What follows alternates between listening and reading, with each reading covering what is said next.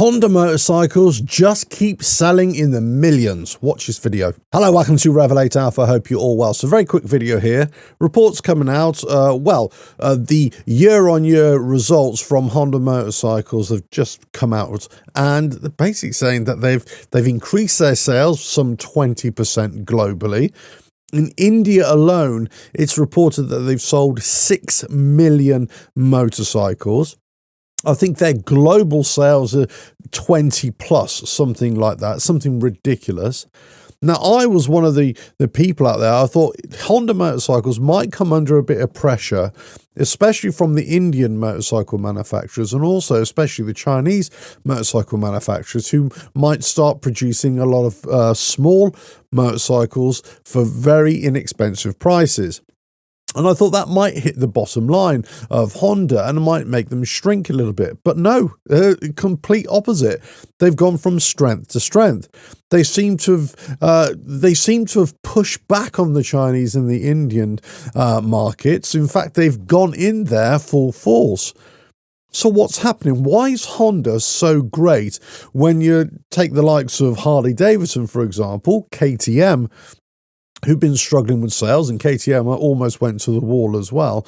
Why is it we're talking about millions of motorcycle sales for Honda, while the other motorcycle manufacturers, we say, oh, they've had a great year, where they've only sold 250, 300,000 motorcycles, or in the case of something like Ducati, 60-odd thousand.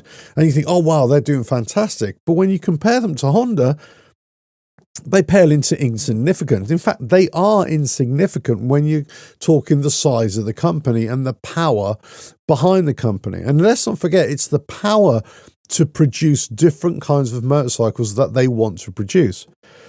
The truth is that Honda, they produce bikes that people want to buy, not necessarily that they aspire to, although they do produce those bikes as well.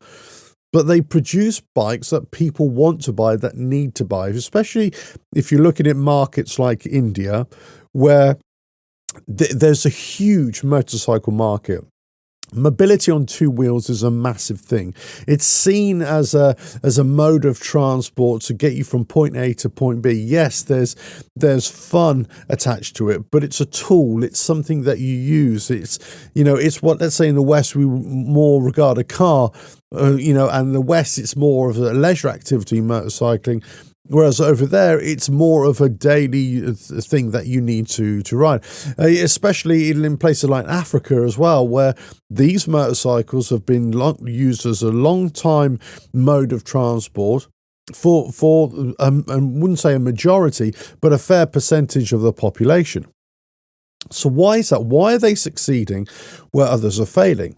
Well, as I say, they produce motorcycles that are really good quality, that are known for reliability, and they come in on price. Now, if you watch a video I made a week or so ago when I talked about Honda just releasing the news that they were going to scrap the 50cc engine mopeds and motorcycles, and they were going to replace it with a 110, so no more 50cc mopeds anymore.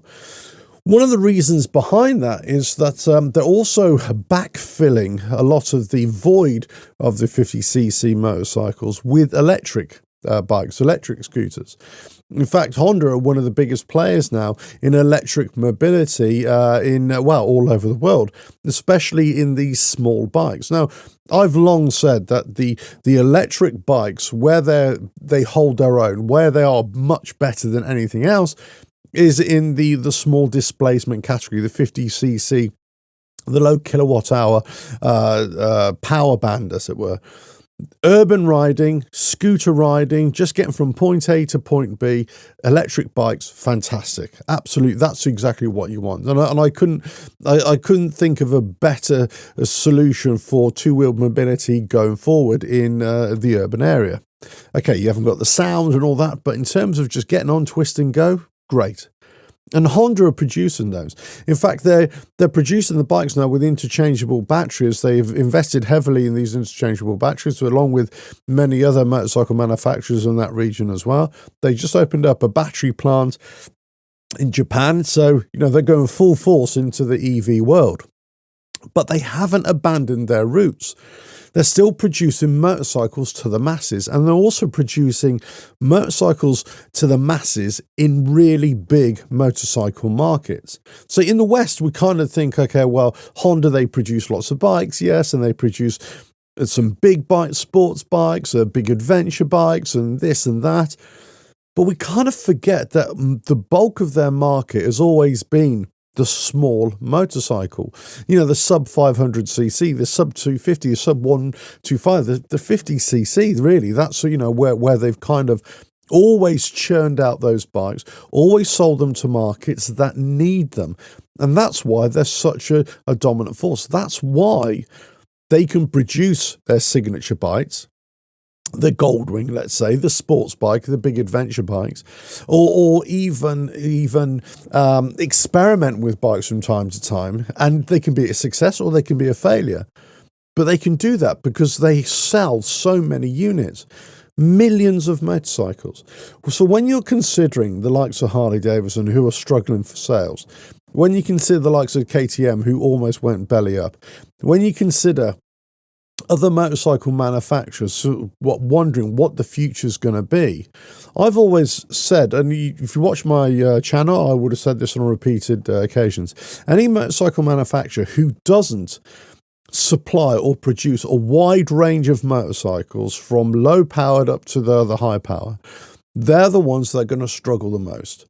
The ones that actually offer a whole range of motorcycles, they're the ones that are going to stand the test of time. They're the ones who are going to stay here and be able to offer different bikes and react a lot quicker than those companies that don't.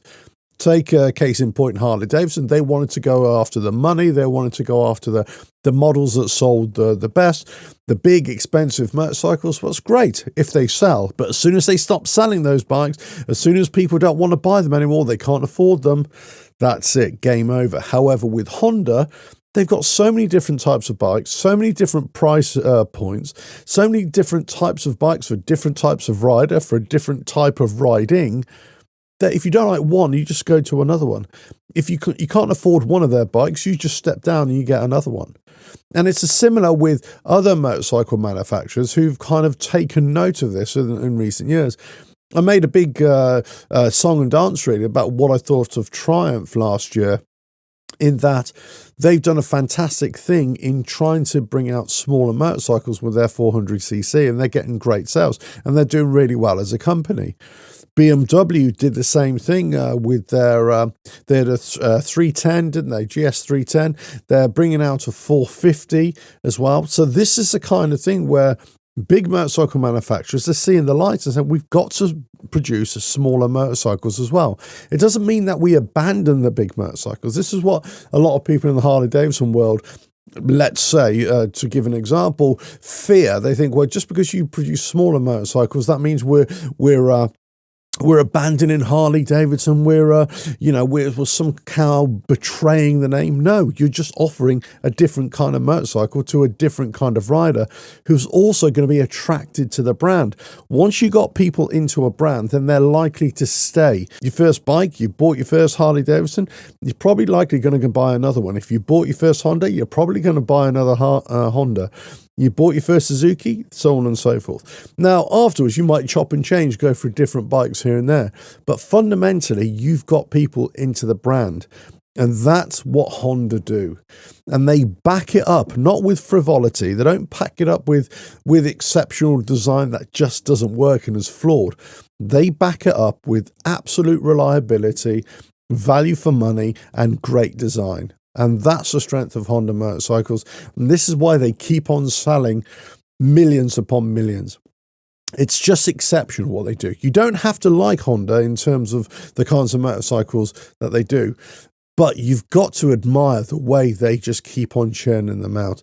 Let us know your thoughts in the comments below. But for me, they are the best motorcycle manufacturer. Whilst I don't necessarily think they're the best looking bikes, the best performing bikes, but they are the best. And the sales just say everything about them. Let us know your thoughts in the comments below. If you like what I do, keep on watching videos. Don't forget, you got all the motorcycle books and all the lifestyle occupational books on the website, RevelatorAlf.com/books. and I'll catch you again in another video coming very soon. But Honda, they just keep on selling the millions. Catch you again. Bye now.